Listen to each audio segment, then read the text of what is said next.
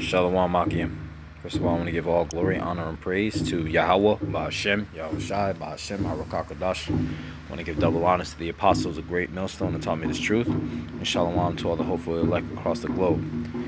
Now, this lesson is going to be talking about the house of Saul. It's going to be talking about the story of Saul, and Saul, how he came to his downfall.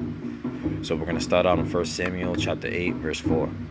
And it says, Then all the elders of Israel gathered themselves together and came to Samuel unto Ramah, and said unto him, Behold, thou art old, and thy sons walk not in thy ways. Now make us a king to judge us like all the other nations. So Israel has this obsession of trying to follow the other nations, and this is displeasing to the Most High. But the Most High, he enlightens them. What's the word? He acknowledges this, and he grants them what they want. So therefore, Samuel, the Most High sent Samuel. If you look at Samuel, he was very against this because he served the Lord, and he understood that these people were not serving the Lord at this point in time. They didn't have faith. Well, let's continue reading. And said unto him, Behold, thou art old. All right, so I just read that, Salakia. But the thing displeased Samuel when they said, Give us a king to judge us. And Samuel prayed unto the Lord. And the Lord said unto Samuel, Hearken unto the voice of the people, and all that they say unto thee. For they have not rejected thee, but they have rejected me, that I should not reign over them. So the Most High acknowledges that these Israelites were not trying to obey him. And this is likened until now. If you look at Israel now, Israel is trying to find different gods. They don't see God, so they want to try to worship different things. Like they want to become Buddhists. They want to follow other doctrines. They want to become Muslims. They want to follow Judaism and not actually be a Hebrew Israelite. They want to go into Hinduism and all these different other doctrines, and even some into atheism, and just worship in the world and all kinds of idolatry. And the Most High does not find idolatry to be a thing that is it's an abomination in his sight. So we're gonna move on. So Samuel is looking for a king, and we're gonna go on to Samuel chapter 9, the next chapter, verse 16. So Samuel, verse 16, and it says, Tomorrow, this is the word of the Lord. Tomorrow about this time I will send thee a man out of the land of Benjamin, and thou shalt anoint him to be captain over my people Israel. So he's talking about a specific man that the Most High is talking about a specific man that he wants to be king of Israel, that he may save my people out of the hand of the Philistines. For I have looked upon my people, because their cries come unto me. So even though the people are trifling and they want their own king, they want a man to be king, the Most High, he's like, okay, I'll entertain your thought. And then he's trying to give them a king. So he's trying to, he hears their cry. And verse 17, and when Samuel saw Saul, the Lord said unto him, Behold, the man whom I spake to thee of, this same man shall reign over my people. So this is the person that the Most High wanted to reign over the people. That was the man Saul. Okay, so the man Saul is who the Most High chose. Now we're going to look at why the Most High chose Saul. We're going to go back to verse 2 in 1 Samuel chapter 9, and it says, And he had a son. All right, let's go to start at verse 1. Now there was a man of Benjamin whose name was Kish, the son of Abiel, the son of Zeror, the son of Bechorath, and the son of Aphiah, a Benjamite, a mighty man of power. So if you notice the lineage of this tribe of Benjamin, it gives you the adjective a mighty man of power. Okay, let's see where the Most High is going with this. And he had a son whose name was Saul, and a choice young man, and a goodly. And there's not among the children of Israel goodlier person than he. Let's look up the word goodly, because I think this is something that maybe let's see. It seems like it'd be very simple, but it's tawab. Okay, pleasant, agreeable, excellent, rich, appropriate. Okay, so tawab, it's like the Hebrew word tawab. Okay, so it was pleasant. Okay, so he seemed to be a good person. And there was not among Israel, the children of Israel, goodlier person than he. From his shoulders and upward, he was higher than any of the people. So basically, he was a large stature. Okay, the Most High chose him because he felt that he was going to lead the people well, and he would be a good fit for these carnal-minded Israelites. So these Israelites wanted to follow somebody who they saw was strong, okay, because they wanted a king that was strong, that would intimidate people. Okay, all right, so let's go on to Saul being king. We're gonna go skip way ahead. It's locking, no, we're not. So Samuel anoints him. Verse 1, chapter 10. Then Samuel took a vial of oil and poured it upon his head and kissed him and said, Is it not because the Lord hath anointed thee to be captain over his inheritance? All right, so basically, the Lord chose Samuel, and this is when, since Salakia, the Lord chose Samuel to choose Saul. So Saul being anointed by Samuel is basically the Lord showing that he chose Saul in this instance for his to be captain over his inheritance. All right, so we're going to go down to chapter 12. All right, so chapter 12, verse 20. Okay. All right, so the people, the people don't know who's been chosen, but this is something that Samuel says to the people. All right, so Samuel says this to the people, and this is something that's going to apply to Saul as well. All right, so he says this: Fear not. This is verse 20.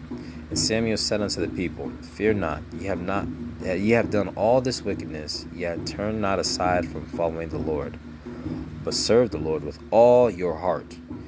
And turn ye not aside, for then should ye go after vain things. What does the word vain mean? So we should know what the word vain means. When we think things that are vain, formlessness, confusion, unreality, and emptiness. Okay, that which is empty or unreal, of idolatry, of idols. Okay, all right. So idle things that are not of the Lord. All right. So we're moving on. Verse 21, For the Lord will not forsake his people for his great name's sake, because it hath pleased the Lord to make you his people. Okay, remember that verse. Now we're going to go over to Samuel chapter 13. 1 Samuel chapter 13, verse 5. So there's a battle. Saul's leading the Israelites into battle. And it starts at at verse 5. Salakia. And the Philistines gathered themselves together to fight with Israel, 30,000 chariots and 6,000 horsemen, and people as the sand which is on the seashore in the multitude. And they came up and pitched in Michmash, eastward from Bethaven. When the men of Israel saw that they were in a strait means they were distressed, because it says right in the next sentence, for the people were distressed. Then the people did hide themselves in the caves, in the thickets, and in the rocks, and in the high places, and in the pits. So the people were afraid. This is a very common theme with Israel. Israel tends to forget things. All right? And some of the Hebrews went over to Jordan, to the land of Gad and Gilead. As for Saul, for he was yet in Gilgal, and all the people followed him trembling. And he tarried 7 days. Tarried means wait. According to the set time that Samuel had appointed. So Samuel told him to wait 7 days for him to return. All right, so that he could speak with him and advise him. But Samuel came not to Gilgal, and the people were scattered from him. So they find themselves in a bind. The Philistines are approaching them. The Philistines are about to attack them, and I believe that since they're underwhelmed in terms of their amount of manpower, people are panicking. And here's what Saul does in response to the people's panic. And Saul said, this is verse 9, and Saul said, Bring hither a burnt offering to me, and peace offerings. And he offered the burnt offerings. Now, what did he do? He offered burnt offerings to the God of the Philistines. That is idolatry. Go again. We're going to go back to the verse I read earlier. Okay, so you can't do that. So, verse 20, 1 Samuel chapter 12, verse 21. And turn ye not aside, for then ye go after vain things, which cannot profit nor deliver, for they are vain. So basically, Why did Saul do that? Saul did that in order to appease the Philistines, in order to have them get out of this bond straight. So he thought that being able to offer them a sacrifice would allow them to be delivered, which is not the case. So look who shows up after this, Samuel. All right. So and it came to pass, as soon as they made an end of offering, the burnt offering, behold, Samuel came. That was the Spirit, because the Most High, wanted Saul to make that mistake. And Saul went out to meet him, then he might salute him.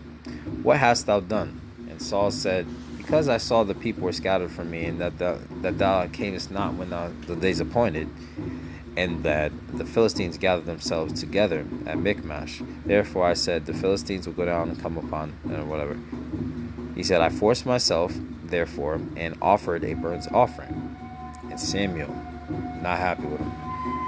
Samuel says in verse 13, and Samuel said to Saul, thou hast done foolishly. Thou hast not kept the commandment of the Lord, thy God, which he commanded thee. For now thou, the Lord, would have established thy kingdom upon Israel forever. But now thy kingdom shall not continue. So what does that mean? That means that Saul is no longer chosen. Saul is the kingdom. He's the king of Israel for this period of time. The Most High could have had him be king for a longer time, but since Saul decided to be disobedient to the laws of the Most High and to the commandment that I just read, he decided to. The Lord lifted his blessing upon the kingdom of Saul. He lifted it away from him. All right. So again, we go back to the people of the house of Saul. The people of the house of Saul are disobedient, gainsaying people. All right. So this is a common theme within Israel, as I went over in my last video. Check that out. So if this is the case, he's a leader of them. All right. And he's exhibiting that behavior perfectly, according to the house of Saul. The Lord hath sought him a man after his own heart, and the Lord hath commanded him to be a captain over his people, because thou hast not kept which the Lord commanded. All right. So the Lord hath commanded thee. All right. So what the Most High did was he chose Saul because he appealed to the people. Because the Most High, Yahweh, wanted to show the people of Israel that power is not come from them in terms of their countenance, in terms of them being big and strong, but the power comes from the power of Yahweh. Okay? It was his power that was magnified through the Spirit that allowed for Israel to do great things and to be wonderful kings. That's why he ended up choosing David. David was a man of small countenance, but of good countenance, but he was also a small child. He was the juxtaposed. Look up the word juxtaposed. He was the opposite in terms of his appearance to Saul. Okay, so the Most High glorifies those things. He glorifies himself. He glorifies himself in weakness, so to speak. He's not carnal like the people of Israel at this point in time. All right, so one more time. We got a couple more seconds. All right, so we're going to go over to just 1 Samuel chapter 15. We're going to go to verse 1. And Samuel said unto Saul, the Lord sent me to anoint thee to be king over his people, over Israel. Now therefore hearken thou unto the voice of the words of the Lord. Thus saith the Lord of hosts, I remember that which Amalek, the top tribe of the Jews, the quote so-called Jews, the Edomites, did to Israel, how he laid wait for him in the way when he came up from Egypt. Now go and smite Amalek, and utterly destroy all that they have, and spare them not, but slay. Listen to what he says. Slay both man and woman, infant and suckling, ox, sheep, camel, and ass, everything. The Most High wanted everything wiped out. So we're going to go down to verse. We're going to see what the great Saul does. So, in verse 7. And Saul smote the Amalekites from Helaviah, verse 7, until they comes to shore that is over against Egypt. He took Agag, the king of the Amalekites, alive, and utterly destroyed all the people with the edge of the sword. But Saul and the people spared Agag, and the best of the sheep, and of the oxen, and of the fatlings, and the lambs, and all that was good. So they spared things. Spared means to keep alive. The Most High's specific instructions was to slaughter everything. You go back early in the chapter what we just read in 1 Samuel chapter 15, verse 1 through 3. And of the fatlings and the lambs and all that was good, and would not utterly destroy them, but everything else that was vile and refuse, they destroyed utterly. So basically, they were very carnal. They thought of things, hey, we could take this for ourselves. We could take this as the spoils of war, even though the Most High said not to. So we're going to find out what the Most High thinks of that. Now, here's something that the Most High says. Verse 11. It repenteth me that I have set up Saul to be king, for he is turned back from following me, and hath not performed my commandments. And it grieved Samuel, and he cried unto the Lord all night. So Samuel was very upset that Saul would not obey the commands of the Most High. And here's what happens. Alright.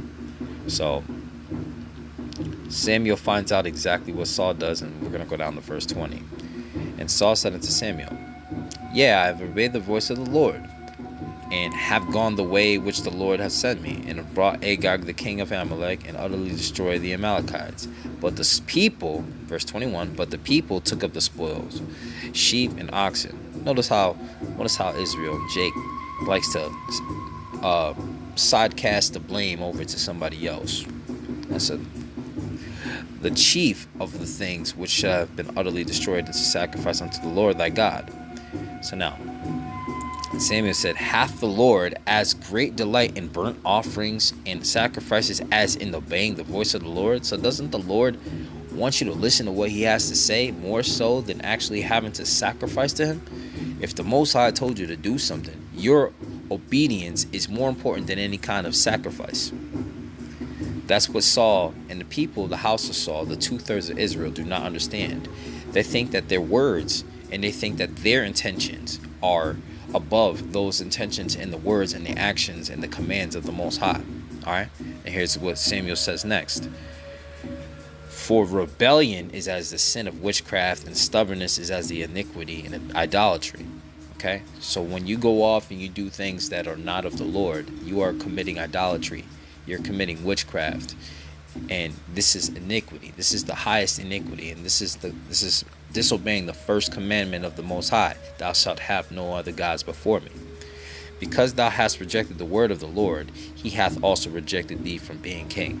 So this is why Saul fell out of the truth. Alright, so this is why Saul fell out of being the king of Israel. And this is why being in the house of Saul is seen to be, this is why the 2/3 of the house of Saul, they were once righteous, but they decided to go off and do idle things that are against the will of the Most High. Alright, and with that, actually we're going to wrap up in one more verse. Now Saul, being 2/3, says this.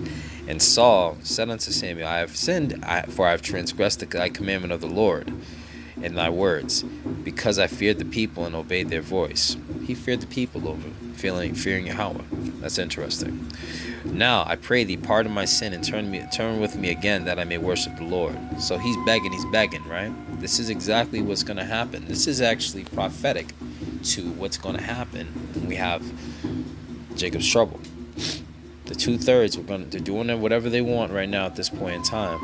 But what they're not doing is obeying the words of the Most High. But when it's too late, once the Most High declares that they need to be wiped out, he does what he needs to do. He destroys them. When he has the hammer of Esau come down on them, they're going to be begging and crying out for the Most High, but he's not going to hear them. All right. And Samuel said unto Saul, I will not return with thee, for thou hast rejected the word of the Lord, and the word of the Lord, and the Lord has rejected thee from being king of Israel. So this is what happens when we see that people are rejecting the words of the prophets nowadays. So when you scoff at the prophets, this is what you are doing. You are acting as Saul did when he disobeyed the words of Samuel through Yahweh, the words of Yahweh through Samuel. All right. So the 2/3 are disobedient until it's too late, and that's why they must be destroyed. And with that, I'm going to give all thanks, honor, and glory to Yahweh, Bahashem, Yahweh Shai, Bahashem, Harakakadash. I'm going to give double honors to my apostles at Great Millstone, Shalom. Shalom to all the hopeful elect, all the elect across the globe. May the Most High bring blessings to you and your families. And this is the brother Kassad, and I'm out. Shalom.